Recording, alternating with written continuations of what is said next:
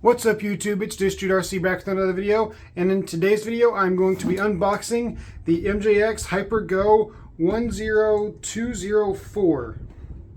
208, I was so close. This is a 3 to 4S brushless capable truck, but I am noticing that the box is significantly smaller than either the Punisher that I have just off screen right there, or the Outcast, which is next week's video coming just off the screen over there. So I'm gonna have to guess I put the tires on, but still this, like even the length of it is pretty significantly smaller than those other 3 to 4S capable trucks. So we'll have to see how this one compares. Anyway, let's get the box open. Also, while I'm getting the box open, I'm trying a new way of mounting my camera. It's also at a new orientation. So hopefully the video turns out a little bit better. I received some feedback from one of my viewers, and this is what I opted to try. Okay, the tires are already on the truck. I don't know what's the best way for y'all to see it. I guess I'll just take it out.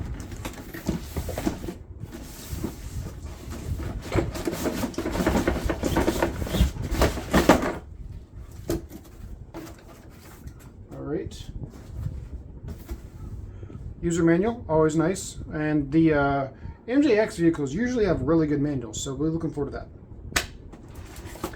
Transmitter box. I gotta say, as far as packaging goes, they really made this thing nice and tidy. Got some creative packaging going on to make everything fit in the smallest package possible. Saves on shipping cost. Wheelie bar. Miscellaneous tools. Okay, so we got a screwdriver, hex wrench, Allen keys, some, I'm guessing, foam for the battery tray, and then it looks to be 4 extra of the either shock rod ends or the steering linkages. We'll come back to that. Looks to be 2 front A-arm assemblies, because there's the steering hub on them, right there. That's all that's in that box. Thought the transmitter would be in there. That's strange. I wonder where they put the transmitter. And this box. Okay, try and get this one off first.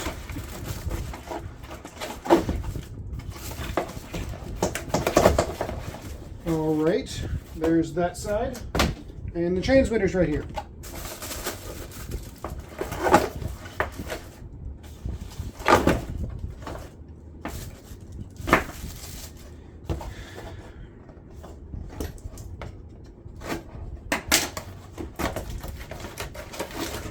Classic MJX transmitter.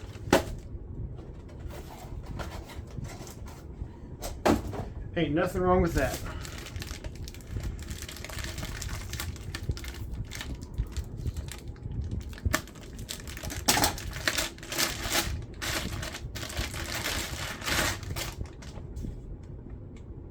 Throttle trim.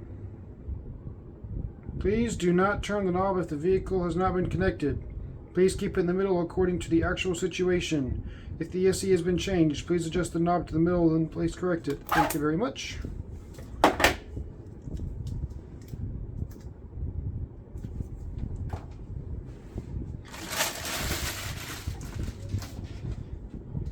Now time for that lovely ASMR.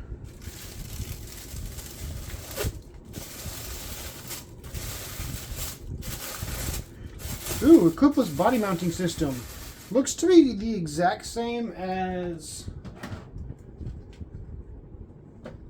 this truck's body mounting system.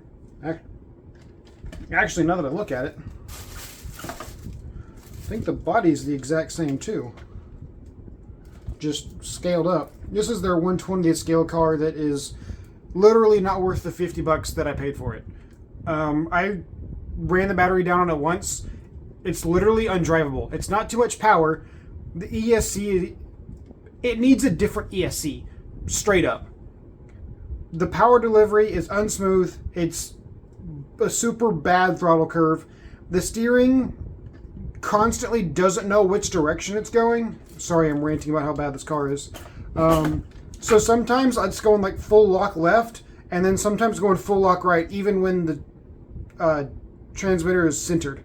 And I centered the steering servo, I centered the steering servo trim on the transmitter, I did everything like that, and the ESC was still messing up.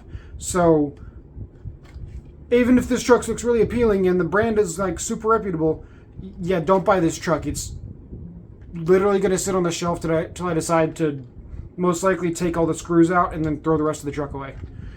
It's not worth $10. MJX, please improve the ESC on this thing. I want it to be good. It's not. The other option I have for that truck is to put the Hobbywing little 1/18 scale ESC in there, but I don't know if that's going to fit. So here's the underside of the truck. Holy moly, that's a big motor for a 10 scale vehicle. It's got their classic honeycomb style chassis, which is nice. Even has lights in the front and rear, it looks like. Aluminum center chassis brace. How does this plastic come off? Oh, it's like that. XT60 battery connector, I like that.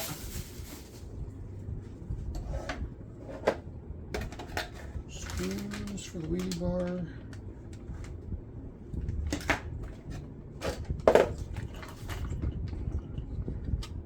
Be sure to install the head wheels before use. This sticker can be removed after reading. Okay, cool.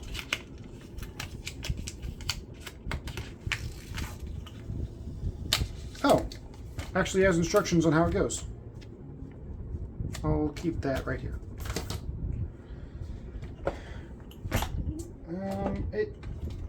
The truck does come with sway bars. Okay, so that's very interesting.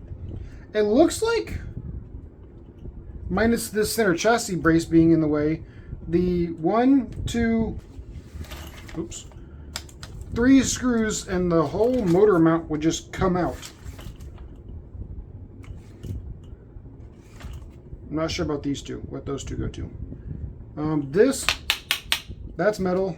That looks like cast iron if I had to guess. This is also metal right here. 2 metal skid plates, that's really nice.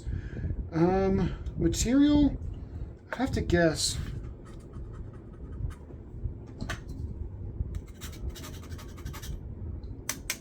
Probably aluminum. Ooh, I have a magnet.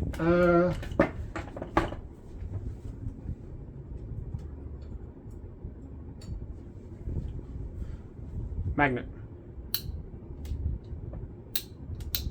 Didn't stick. Doesn't stick. Yep, so that's an aluminum skid plate with the metal screws. That's why I was sticking to them. If you see, it's on the screw now. Knife roof skids. This body is thick. Wow. Actually, oh, interesting. Okay, this is the first for me. So this part of the body is thinner than this part of the body right here, like here. You can hear the difference in the thickness of the plastic.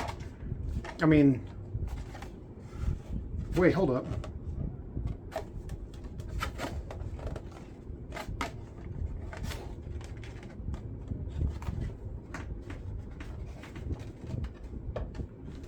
Is this actually even Lexan?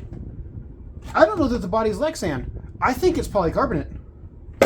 I think it's the same plastic that Proline uses on their bash armor bodies, or at least used to use on their bash armor bodies for the Traxxas vehicles. It feels like the same material, which if that's the case, this body is going to be practically indestructible. And also with the extra thickness right here, like this part right here, I mean, there's not even like a body brace there. I mean, even the windows. Yeah, I mean, just this little part right here is what's thin. Right here, well, the side parts. So basically the parts that are perpendicular to the ground are the thin plastic, which is annoying because that's what's going to split. But, like, the bed, that's all really thick plastic, but if I hit here where it's thinner, this body is either two different thicknesses or two different materials combined into one. Because like this kind of feels like your standard Lexan. Yeah, this kind of feels like your standard Lexan, but this part of the body up here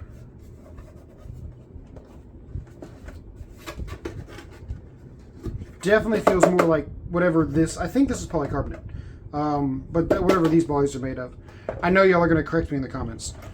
Anyway, that's really cool. That's the first RC car I have seen come from the factory with this thick of a body. I mean, that's...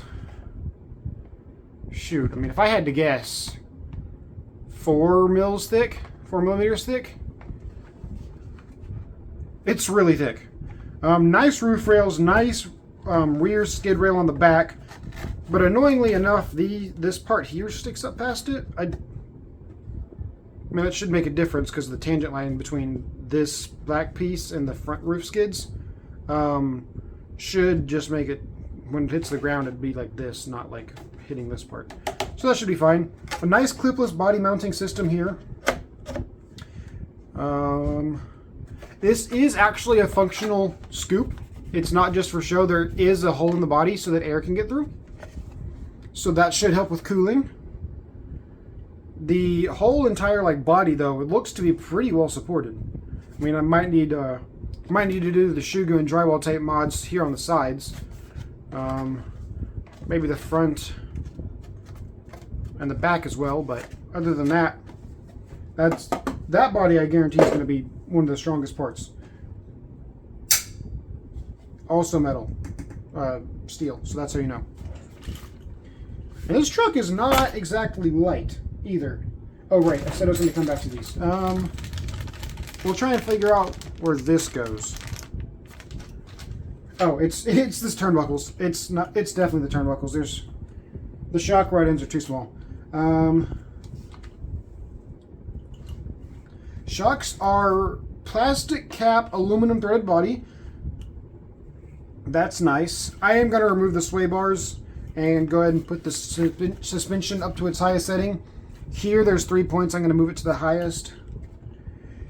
And then here on the shock tower there's also 3 points. I'm going to move it to the farthest out. Just gives the truck that really high stance. A very interesting way of doing the battery straps in this vehicle. So they have it going between the body protector, so the body's going to sit like this, and then it sits in here to protect it, where the thinner plastic is.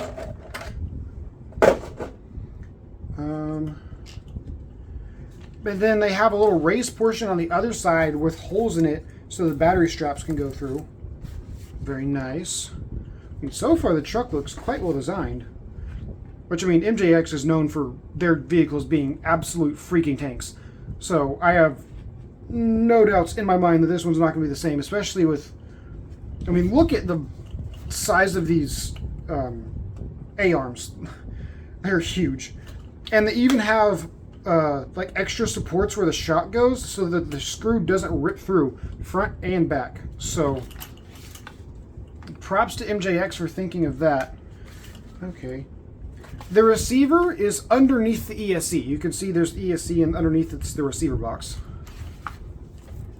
A nice, I mean, I'm going to get some calipers to figure out how thick that drive shaft is. That's like 5 or 6 millimeters, I guarantee it.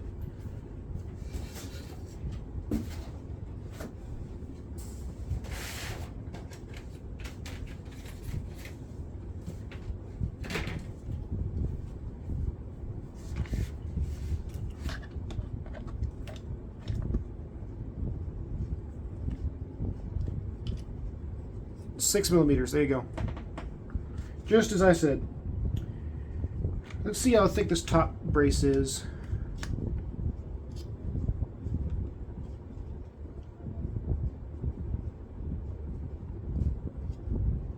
It was 8, but when I was trying to take it off, it jumped up.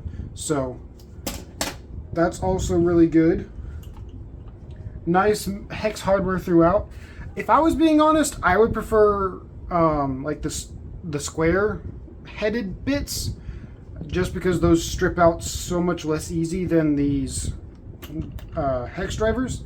But hex drivers is the industry standard, and also as far as the speed of assembling things, it's been proven that hex drivers are the fastest, because they have the most points of contact where the head of the screwdriver can slip into the head of the screw. So, tip of the screwdriver, sorry. So, that's why it's pretty much the industry standard. I mean, even for a lot of cars, it's hex head screws and robotics and everything else, just because it's the easiest to manufacture because of the speed. A nice ESC on-off button right there. The ESC says it's a 100 amp, which is honestly a little bit on the low end for some of the Forest vehicles. I think the Outcast is like 120 or 150 amp, and then same thing with the Punisher. So that's interesting. And really beefy tie rods. Tie rods. That is, I'm gonna check the thickness of that too. That is huge. 6mm tie rods. So that's cool. Drop test.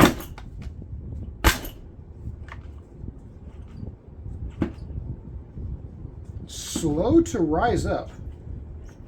In the front end seems to be travel limited by the sway bar. Alright, I'm going to pause the video, remove the sway bars, move the shocks, and install the wheelie bar, and then I'll get back to you and we'll finish going over the truck. Alright, I'm back. Wheelie bar installed, shocks raised, and swing arms, or not swing arms, sway bars removed. I don't like them on my monster trucks. On truggies or buggies, yes. Monster trucks, no. Please stop including them. They don't need them. Lights, also installed very nicely. Haven't checked the brightness of that yet, but it's MJX. They're going to be bright. So, a couple of things I noticed when I was going through and making those adjustments. Every screw I took off on the truck that came just as a part of the stock chassis out of the box, 2mm. Everything on the wheelie bar, 2.5mm. So, unique distinction. The lock nuts, standard 7mm. What drives the tire, standard 12mm hex. Interesting though, it's metal 12mm hex, not a plastic one, so that should hold up better to the power. The tires, nicely glued. They feel quite grippy. I mean, I'm not pushing down, just like letting my hand grab, and pretty tacky, pretty soft.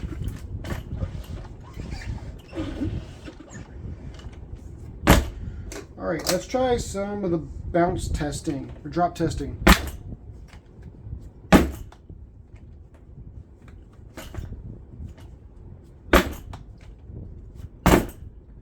Definitely lands really heavy in the rear.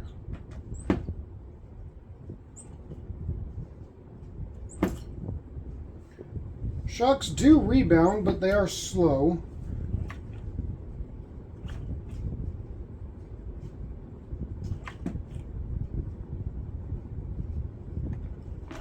Same with the fronts. They don't rebound all the way, but they rebound about 80%. It just takes a while. But I'm sure when you're moving a truck around, it's not going to be that bad. I adjusted the wheelie bar so that's at the highest position. It comes in the middle position out of the box. Don't think there's anything else really of note. Look at that motor can size, though. I mean, that's got to be probably equivalent to that Traxxas 540XL size. It's got some text on the back. 4-pole sensorless. Angry Snail. I gotta say, Angry Snail is just a cool brand name.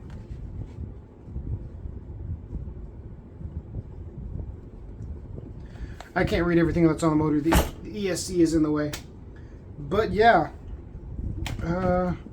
35 kilogram digital servo, waterproof, 6 volts, 0.13 seconds to 60 degrees. Not too bad. Let me just see if I have a battery I can do some brief messing around with the truck really quick.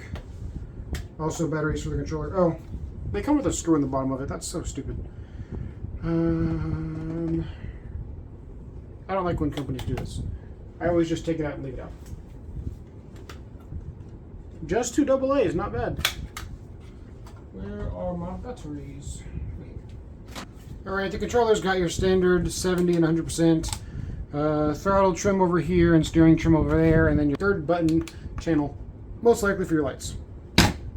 I don't have a 4S battery with the XT60. I only have one with a EC5, which will be used in both the Punisher and the Outcast, most likely the Kraton whenever I get that. And then I have 2 for the Traxxas X Max with the Traxxas connector on it. So this 3S for the Relarlo will have to do.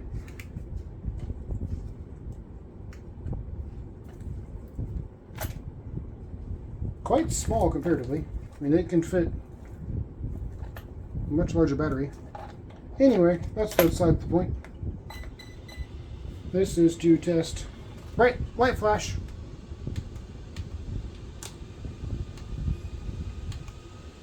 Just simple on-off on the lights, not bad.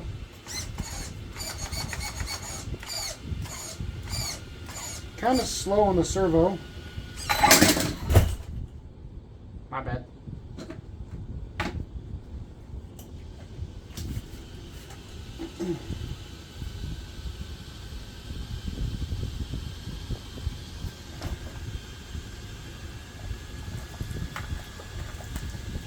Kids, do not do that. That is not good for your RC car. I'm going to make sure my finger is off the trigger.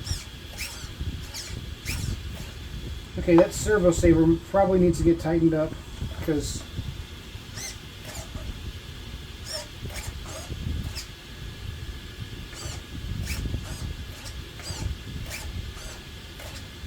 the servo is not wanting to turn the tires with a lot of load on them.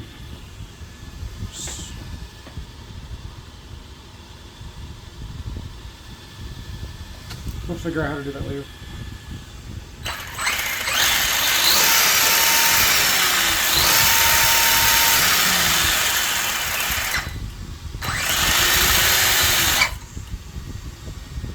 Not crazy fast on 3S, but it'll get the job done. I mean, it's probably a little over 30 miles an hour. I'm sure I can program the ESC too, so I'll look into that. And last but not least, let's go over the manual. Safety information, powering on, where all the different things connect to the receiver. It's nice.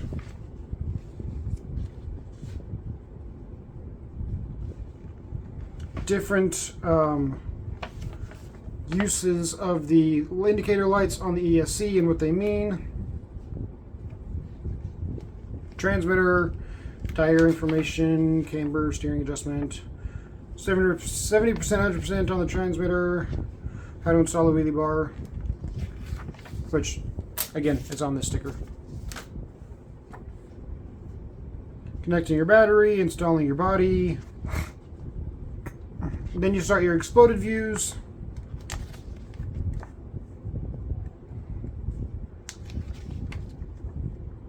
Steering overview. This piece is threaded, so that looks like how you would adjust your steering servo saver tightness.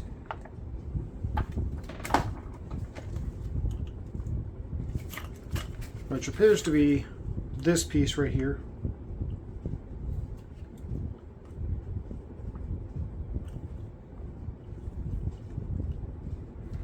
Can't adjust it right now. Download ESC app. I'll have to check that out. I'm using my phone to record this video, so after I scan it, I can screen record and show you how the ESC app works. Watch for that at the end of the video. More exploded views in the manual. Chassis, shocks, tires, and all spare parts. Just as I said. Okay, I'm going to go ahead and end off this video, and you are going to get a cut to the ESC manual. See ya in the ESC manual, and so I can adjust the settings on here. I always got to adjust the punch up to like maximum. It's more fun that way. And then other than that, we'll just see what it has to offer. Alright, so I am inside of the app now, and I turned on my Bluetooth, and then I'm just going to hit refresh.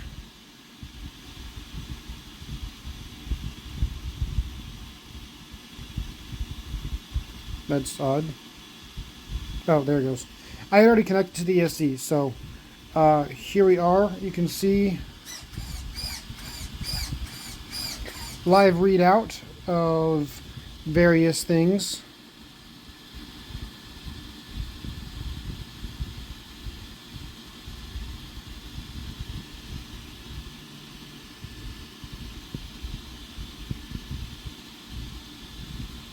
Go into settings, running mode. Yep.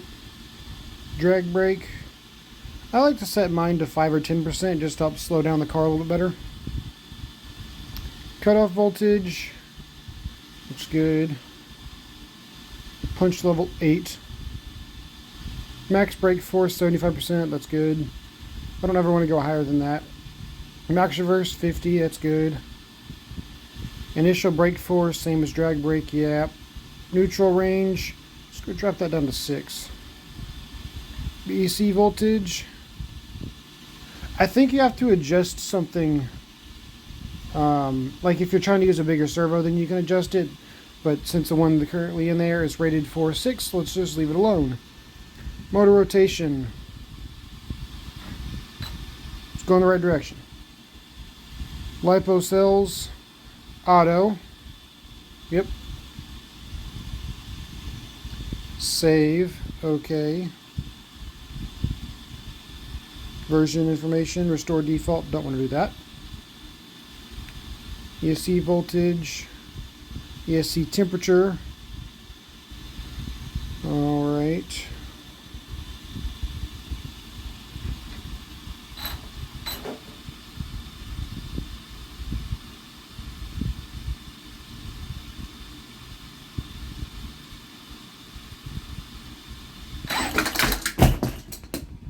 I did it again. I hit the brake, hit the reverse button too hard and it fell off the table. It wasn't going backwards, so I was trying to get it to go backwards. I guess I tried too much. Oh well. I think that's everything. An extremely straightforward manual, which is nice. Yes, disconnect to go back. This is what it looks like when you open the app.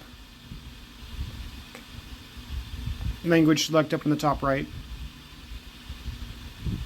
And then you can just tap on your ESC and you go. Which makes me wonder, can any of the other ESCs connect to it? Like maybe the 1/20th scale that I said was junk earlier in this video? Let's try it out real quick.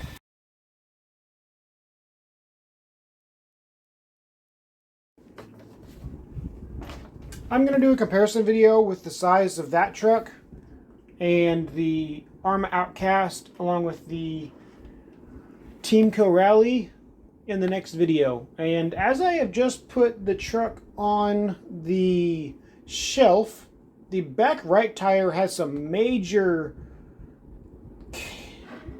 camber in. Pardon me.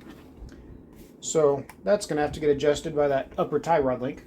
Thanks for watching, and I'll see you on the next video.